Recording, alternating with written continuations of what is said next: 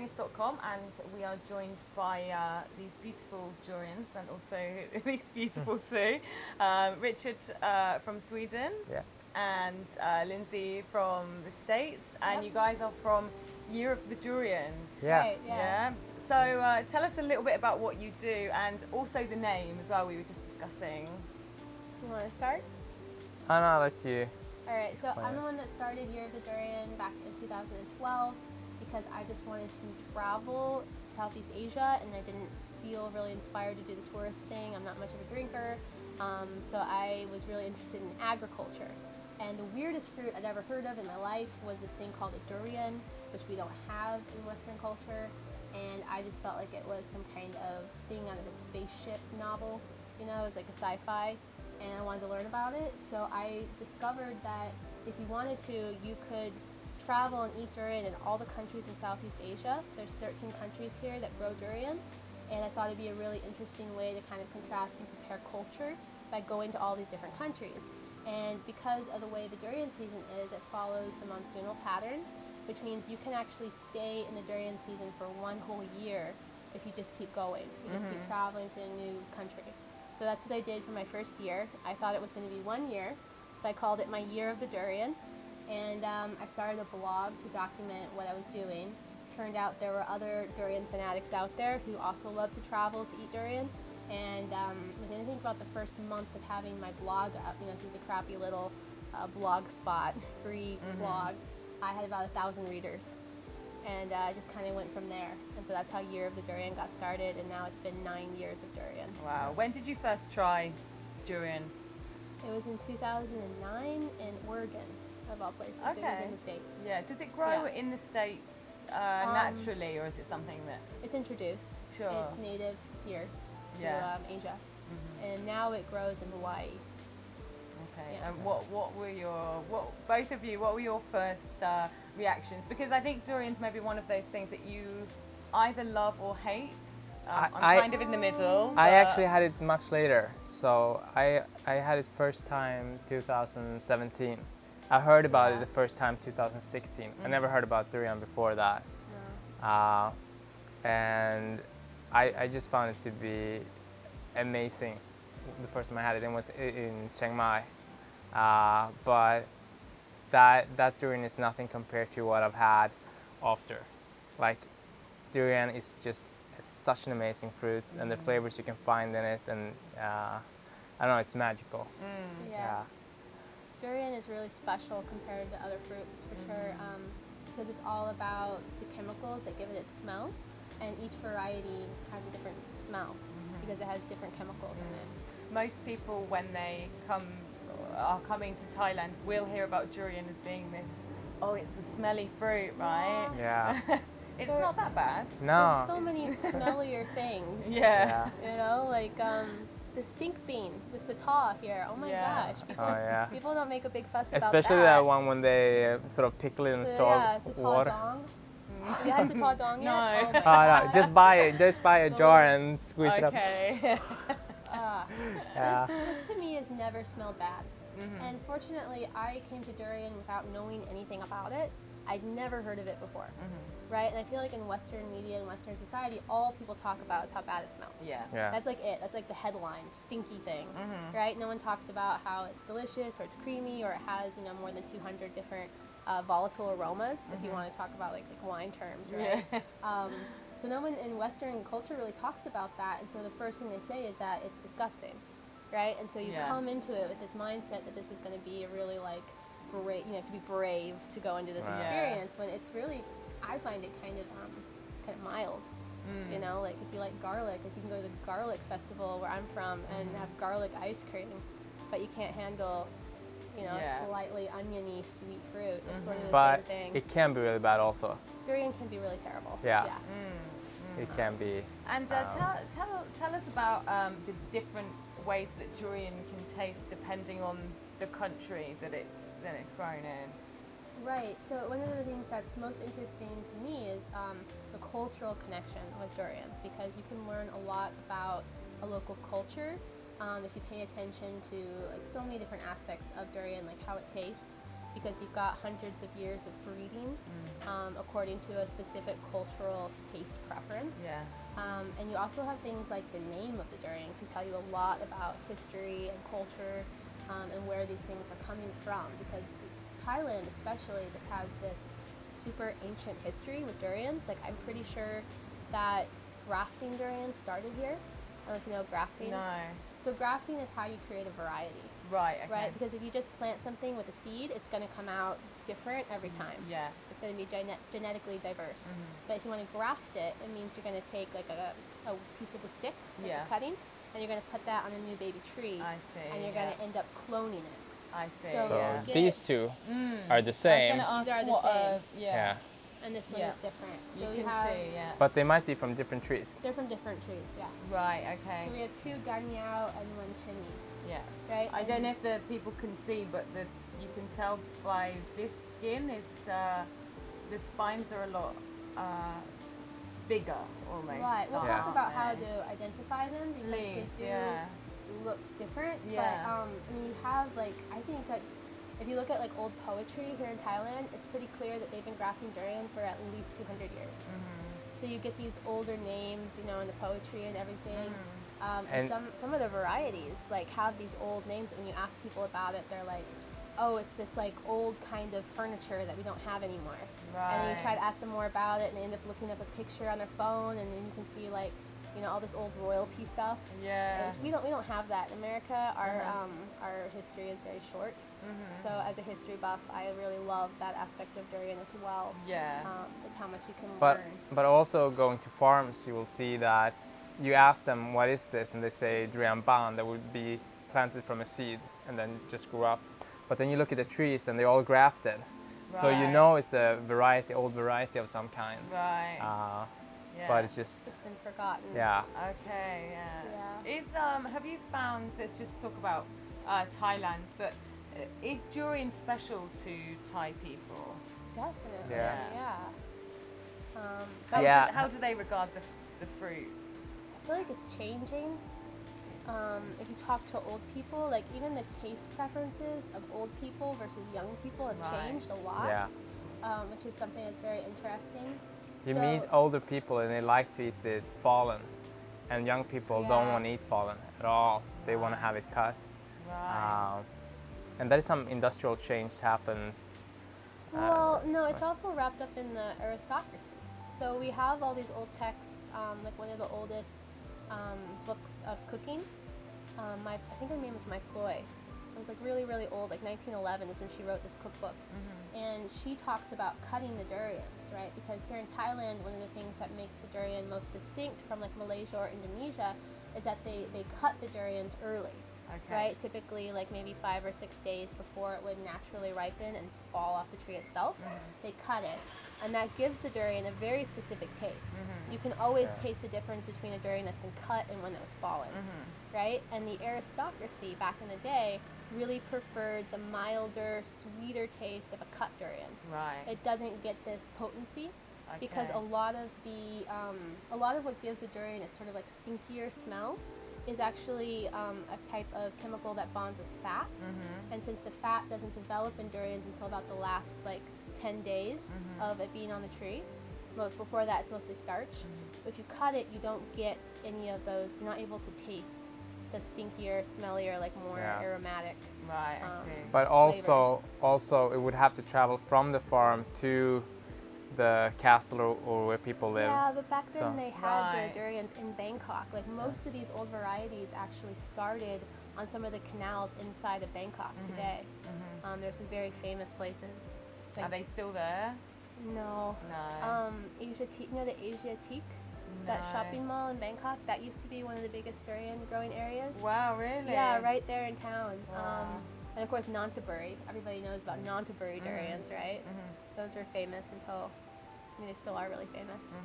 And so let's talk about these durians. Maybe we could open one. Yeah. And you Sure. could talk us through the taste and how to open one. Okay. Yeah. Maybe. But what I wanted to say was just that, like Chani here, a hot summer day or a hot normal day, it might be spoiled before the Right. evening. I see. Yeah. If it's yeah. fallen. Yeah. Yeah. And if it's going to be transported somewhere, it needs to be Right. cut for Yeah. it to be edible for most. So Maybe people. this is like if that example, because when I was talking to you before, I was saying I've had some amazing durian, and then the Yeah. last one I had was really not very good. what so. was like? Was it hard or was it soft? No, it was very soft, and it tasted a bit like it was off. Sour. So, Yeah. so not so sour. No, it was a bit, just tasted a bit off, and you can just sort It of could have had a disease. possibly. So there's yeah. a couple of different diseases that the fruits can get, Right. which can give it a really off flavor. Mhm. You can usually see those from the outside of the fruit. Mhm. Yeah, but and yeah, you have to get to know. Hi there. Ah. Are you joining us? Probably the durian. We'll Um, find out. you kind of have to get to know with durian where you like it and its ripeness scale, and Yeah. also different varieties. Mm. So like me and Richard, we got our taste buds trained in Malaysia, Okay. and Malaysian durian is very different from Thai durian. Right. Like I feel like if you want to characterize Thai durians, it's going to be a lot like the desserts here, like the kanoms, Yeah. right? It's going to have this beautiful like coconut. It's going to be aromatic, but in like a sweet flower way. Mhm. Like I feel like flowers are so important to Thai culture and like that kind of perfume. It's not really going to have any of like alcohol, bitter, chocolate. Those are all more Like whiskey, rum. yeah, happening. Malaysians. Yeah. Right. We really so like that's that. how would you describe Malaysian durian? Bold. then? Yeah, bold. Yeah. Really? Yeah. Yeah. It's like Like the there's more, something happening in the mouth. You're just Right. expanding. Yeah. And Thai's a bit more delicate. Yeah. Yeah. Sort of. With Yeah. the culture almost. Right. Yeah. And they also don't really like their durians messy. So texture is very important with durian as well. So Malaysians definitely don't mind getting their fingers messy and getting the cream all over themselves, right? But here in Thailand, they want the durian to have enough of like a thicker skin to it that you can pull it out without actually getting your fingers mussy. I And they see. like that little bit of texture of like biting through that thicker skin. It's sort of like if you had like an eclair or something, it has those two textures. Yeah. Or a lot of the desserts here, again, the kanoms, it kind of has that like crunch and then the smooth butter. It's two together. And so I think that would be considered like the ideal Thai durian, would be that texture and those more fragrant flavors. And this one definitely follows more of the Malay pattern. Yeah. Right. So this is why we love this one. This is chini. Well, I would say the ganyao, this is more of the aristocratic durian. So more expensive. If you go to like Nonthaburi today, you can buy one ganyao that can cost $300. Really? Yeah. It almost looks like that way as well. This one's a bit kind of rough, Yeah. ready, and this one is almost like Crown. a show. Yeah. Yeah. Showpiece. And all of these three grown on Koh Phangan Yep. here. About 8 minutes from your house. Yeah. Just up the hill. Yeah. Mhm. Yeah. And they make both of the varieties. What do you mean? They grow both of these varieties. Yes. Do they grow? Is there another variety that's grown There's on the several, islands? several more. Yeah. The most popular and common one is, of course, montong. Montong is the commercial durian here in Thailand. You almost always see it. It's kind of shaped like a heart. It has a pointy bottom and kind of lumpy. But that's the one you normally find here in Thailand. I didn't pick any up today because I didn't see any that looked like the right ripeness for us. Because these are really good. So let's talk about. Yeah. How can people choose a durian? I think that because that would be something that I would struggle with. Like how do you know what's ripe, what's going to taste good if you want to get one yourself? Right. First, I think you have to distinguish if it's cut or if it's fallen. That's Yeah. the first thing to even start like the evaluation process. Which we're in an area Yeah. like there's a lot of durian growing on Koh Phangan, and a lot of it is tree fallen. So all three of these are tree fallen. Okay. We don't have a cut one for you today. Okay. So, sorry about that. That's interesting because I would have just assumed they were cut because they still have this stalk. Yeah. So if it's So they fall naturally with Yeah, this. here's Yeah. the natural point where so they. you can see it's a okay. bit rough. Yeah. If it was cut, it would be like kind of at an angle, like Sure. smooth. Mm-hmm. But you would also see that there's like a joint here. Like you know how I have like a wide spot Yeah. on my finger. So there's a wide spot here. I see. It's less of a wide spot on the ganyao. That's one thing that It signifies could the be. ganyao. You could have this thing left and then a piece of stem over top. I see. Yeah. But as it dries, some stall owners will start to cut it off, so it Snip looks off, so it's fresher. Right. Wow. Okay. Yeah. So the most important thing is to look at the stem. The stem is going to tell you the most information about how long it was off the tree, and also whether or not chemicals were used on it to ripen it. Yeah. So the first thing I would do when I look at the stem is see if it looks flat, fresh, and plump. Because what you don't want is a durian that was cut too early. Yeah. A durian that was cut too early will never ripen properly. It'll be Yeah. like watery and maybe off tasting. So it should only have been cut like maybe 5 days before ripening itself, and it should stay like firm looking. And if you flick it with your finger, see how it comes off green? Yeah. Yeah. This should pretty easily, the skin should pretty easily come off here. Right. And you'll Yeah. see green underneath. Yeah. So that's the first way, is if you get a stem that's dry, if it's blackened, if it's Sure. getting Yeah. skinnier, see how these get Yeah. wider at the top, it's getting skinnier instead, that means it's drying out. And I wouldn't buy it. Yeah, Okay. and it gets all flubby. This is Yeah. kind of, what do you call it? I Like, don't know. it's still like, Oh yeah. but then it will be like, Yeah. I see. Yeah. Now you've explained it. It's quite Yeah. simple, isn't it? Yeah. But then you really have to know, like Thai people are very good at choosing durians. So I would just talk to the person about what you want and like Yeah. learn some words. Yeah. You know, like once you discover for yourself what the texture of durian you're looking for, you can explain that to the owner and they'll be able to find it for you. So if you're not really knowing what to do with durians yourself, just learn a couple of words Yeah. and it goes a long way. Yeah. So let's just talk real quick about how to identify, right? Because we do have two different varieties here. So Ganyao, right? This one is going to be like a little pumpkin. Yeah. See how he's nice and round? Yeah. And he has the long stem. So Ganyao literally means long stem. Okay. And it kind of has a darker green color compared to a chani. And the thorns are smaller and kind of more closely clustered together. Yeah. I don't know if your cameraman wants to kind of, we can bring it up there in a minute. Yeah. We can So, zoom in. Yeah. zooming. This one is interesting because it has, this is chani, it has a flat bottom. So another way would be look at the bottom. Yeah. So you can see they have different bottoms. Yeah. This one's like a little belly button, and it's quite flat. Yeah. So normally you can place a chani upright like this, and it stays upright. It's also going to have bigger thorns, Yeah.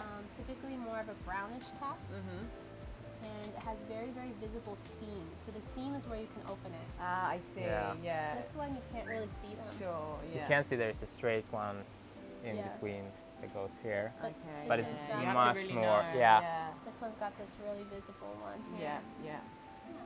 I'm curious which one you're going to like more, I know. Yeah. right? 'Cause Yeah. it's very personal, which It durian is. you like. Yeah. And this one is the same, the Ganyao, isn't it? Yeah. This one, So you yeah. can see there is diversity that happens from just from being nature Yeah. created fruits. So these are Yeah. both the same variety. I'm guessing this is the one I'm probably used to and that I've eaten the most of. I'm gonna guess you haven't tried this one. 'Cause Really? It sounds like you just go out sometimes. Yeah, and have probably- it with friends. Maybe Monton. Yeah, and then this is the widely produced one, yeah? Right. Okay. Almost everything you see in the markets are Monton. Yeah, 90% of durian in Thailand. okay. So durians actually do ripen from the bottom to the top. Mm-hmm. So you kind of have to get to know as well, like, do you like it like more intense and soft and Yeah. smelly? Or do you like it a little bit like stickier texture? You I know? think I'd like this looks better to me than this bit. Yeah. Just Yeah. because the last bit I had was just so mushy and, Yeah. you know, I'm also a texture person. Me too. So I like crunch. Okay. So then you might I might prefer it this top bit. Try the top bit. So do I then. just take it out? Yep. Because I don't think I've ever had it from like There's a the seed actual right fruit there. This is going to be a before. messy one. Yeah, it's fine. Um, Is that two seeds? two I can seeds. take it out. Yeah, you Yeah. take that bit. Is Sharon gonna join us? I would love to. Yeah. I don't know. Do you want So let's try it at the same Mm. time. intense mushy bit or less intense? So this will be less intense. I This will can try be. both. I don't know. You can go both ways. See how it changes. 'Cause for me, that's one of the most interesting things is that these are alive. So when it falls off the tree, it's still living. It's still breathing. and this is still evolving over time. So if you eat durian in the morning versus the midday versus the evening, it's going to taste different. It's yummy. Like it? This is what old people would eat Yeah. here. Yeah. We like old people durian. Yeah.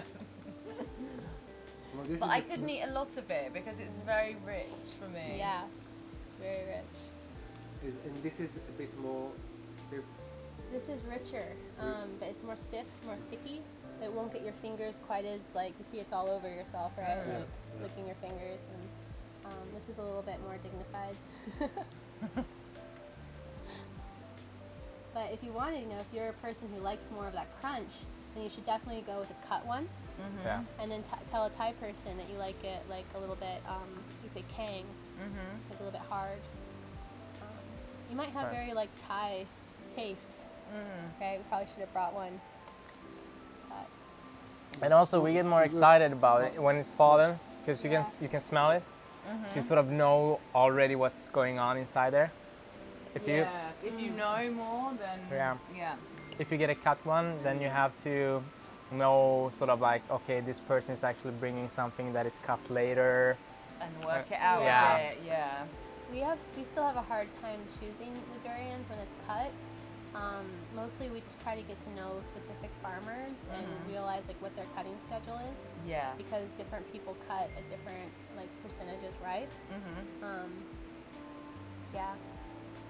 That's really how we've managed to figure it out, because it can still get soft. It just won't taste the same if it's cut at like 70% versus like 85%. It will, if it's cut too early, it will have sort of an artificial sweetness to it. Yeah. Right. I Yeah. see. And it'll go, like when it gets soft, it'll go a little bit like more watery. It won't have this intense creaminess, like Yeah. fattiness. Can we try this one? I'm excited Yeah. Yes, to try please. this one. I really like, as a rebel, do not want to like this one. Because it's like I guess. the Danya is even though you beautiful. think I'm going to, I don't want Yeah. to like it, but I'm going to be very Um, honest if I do. I love this one too, I'll be honest. This is like 2 6 here. No, 3. So I love all the Thai I think durians, you're though. right about me. Right. I'm This more one. this type. This one is yeah. more for beginners. I think. Yeah. I think Yeah. that's the thing as well. Yeah. Yeah. I mean, this is delicious, but the No, this is much more. the thing for me, yeah. easy to Yeah. get It's to. almost like powdered sugar, sort of. It's Be a like little the bit more gate. familiar. Yeah, the gateway. The gate. Durian. I don't really see why Westerners wouldn't like durian, to be honest. I feel like it has a lot more to do with the mentality or maybe how it's introduced to them. We see this a lot in Malaysia where people just come up to you as a Westerner and like we might be eating a durian, like we're sitting there at a table actually just like eating a durian or something. Because in Malaysia you would sit out at night, they actually serve the durians at like restaurants, like durian restaurants. And people will come up to us and be like, but Americans don't eat durian. You don't like that. I've watched like, they're like, actually I do like that, I'm eating it right now. And I go argue with you about whether you like it. There is no other food that have this texture. Yeah. There is no nothing that even nearly like it. It's so special in so many ways. Yeah. Yeah. I it think I is. prefer the flavour of this really more than anything. Yeah. Have you seen that the durian farmers have been affected by the COVID situation? Have they not been able to sell as many durians? And Well, I guess it's different in different countries. Yeah. Here, I think people have been pretty fine. The export industry is like amazing here. Yeah. So, The Thai government really stepped in with offering the new postal services for fruits, so it was very easy for people to ship durian around. The Yeah. Thai Postal Service offered like a new kind of box specifically for shipping fruits. people Okay, can that's just nice. sell on Facebook. So small farms Yeah. can just ship it everywhere in the country. Okay. Domestic, Yeah. and then have a really good infrastructure set up for export. So I Yeah. don't feel like Thailand was very much affected. Like maybe in the beginning because they shut down the flights. yeah. So like April, May, I know it was really difficult to ship, and I know the mangosteen farmers were affected Right. because there were a lot of fresh mangosteen exports that they couldn't like during the peak season, which was Really? like Yeah. late April and May. Yeah. The season was peaking, and they would be shipping to America or Yeah. China, and there were just no flights. The Right. prices just plummet. Wow. Like you could get bags here. Yeah, the Yeah. price of Yeah. mangosteen was so low this year. Wow. And people were complaining, like people were actually writing to me and asking me like, hey, why are there no mangosteens this year? I usually buy them at my local store in Florida. Yeah. Really? Yeah, like we have a lot of fans in Yeah. America who are writing to me Yeah, asking what's about going on over mangosteens. there? Wow, yeah. I mean, Yeah. mangosteens are very unique as well. We could Yeah. do a whole Yeah. whole other discussion about those as well. Yeah, but in terms of here in Thailand, I feel like they managed the situation very, very well. Some other countries had more struggles. Yeah. So, for example, the Philippines had a much harsher lockdown Yeah. that was much longer. Yeah. And I know a lot of farmers were struggling there with getting through some of the border checks. Even to their own And farms. The flights got shut down Yeah. between like the main durian growing area and Manila, so people weren't able to ship their durians to Manila like they normally would. So I think that was kind of a struggle, but I think they've worked out most of that now. That was sort of like the early season, June, July. Yeah. So will you guys shift, because us as Phangangists, we've had to shift our focus and things that we do, and a lot of everyone is having to do things differently in this Yeah. situation.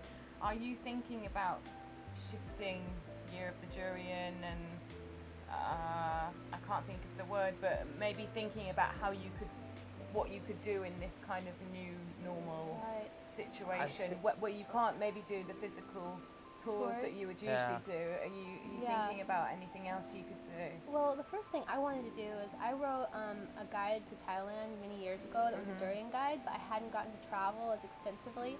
We took this time to see more of southern Thailand because we Yeah. got to be here, where normally we would be in Malaysia. We were here, and we thought, why not? So we took a road trip and we got to meet a lot of people. We're planning on taking Thai language classes so that we can make more friends and communicate better here. So I think it's more about just expanding our knowledge and expanding like the information on our website. Yeah. Richard's been building an app, Yeah. so we Like have the Durian app. it's a durian app. Yeah. For the So- durian traveler. Yeah. Yeah. It is, yeah. We're like Yeah. a whole little weird If community. you're into durian, you're really into it. I Yeah. totally get it. I think Yeah. it's great. And why did you guys choose to kind of spend this era on Koh Phangan? You know, the lockdown and everything. What were we you haven't- already here? or- No. No, we came a couple of weeks We ago. only just arrived, Yeah. and we arrived specifically for the language school Yeah. Okay. because there's not very many places in Thailand you can attend school Okay. and be accredited for the education visa. Yeah, and had you been So- before? Had you heard anything about it? What's your Uh, thoughts? You have been here Be before. honest. I've heard they had kombucha and like a lot of vegan Yeah. restaurants. So that is something we're always looking for. I yeah. was So it's kind of pleasantly exciting. surprised. Yeah. So this is our first time settling down. Mm-hmm. We actually rented a house, so I haven't had like a house or a rental agreement in many years. And it was a big commitment for us to come to Koh Phangan. I was a little bit nervous about coming to an island with a bunch of hippies, which not to put hippies down because I'm from Oregon, but I was like, I don't know if they'll fit in. And I've been like really pleasantly surprised. Yeah. I was really happy to find such excellent quality durian here. That was definitely a bonus. We heard there's no durian on the island. There's Yeah. no, but then there's a Yeah. lot. I think we're really lucky to be here, and during the low season, we get to see a different side of the Yeah. island. And I think we're gonna really enjoy our time here, however long we're here. Which is, we've been waiting for Malaysia to open. Have you? Yeah. Yeah. Would Malaysia be the place where you would go afterwards? If Yeah. Yeah. If they open. Yeah. They open, we'll Is go that back. where And the next if their season. Durian season is then? Sorry. Well, now it should be Philippines, Yeah. Yeah. but we're gonna miss Philippines this year. So we've already missed the Malaysia summer season. Malaysia has 2 seasons. Right. Now we're missing the Philippines season, and we're But then comes the probably- Borneo season. Borneo is coming, but I don't have much hope that we're gonna make it. Okay. But luckily we have a lot of friends in all of those places, so we've had other ways of working together, and it's Yeah. been really rewarding. Yeah. And we love staying in touch with them. Okay. So But Borneo is where you find the rainbow durians. Really? like all crazy colors. Oh wow, wow! Oh, have you got photos of all of these durians Oh, yeah. and everything? Okay, Follow great. me on Yeah, Instagram. let's see, we will. Yeah. And any last words before we finish up our durian talk? Why should people try durian if they I mean, haven't? Just if you feel lonely, go down to the stall, pick up a durian. Someone will talk to you. Yeah. Yeah. Sure. That's it brings people together. Yeah. It's a very social fruit. Yeah. Whether you find someone who loves durian and wants to tell you all about it, or maybe the stall owner is just like, why is this Farang looking at durian? You know, like someone will help you out. Yeah, it's a something great- will happen. Yeah, Yeah. it's a great way to. It's a great conversation starter. It really is. Yeah. Yeah. Thank Yeah. you so much. Thanks. I really enjoyed that. Yeah. Thank